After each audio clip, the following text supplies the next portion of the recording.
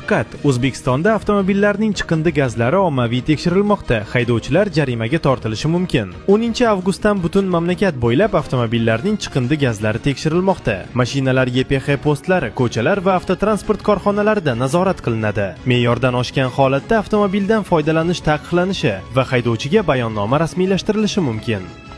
Mashinangiz uchun eng ishonchli katalizatorlarni faqatgina bizdan topishingiz mumkin. Biz katalizatorlarimizga 15 kungacha kafolat beramiz. Ya'ni erib ketsa mutlaq bepulga almashtirib beramiz.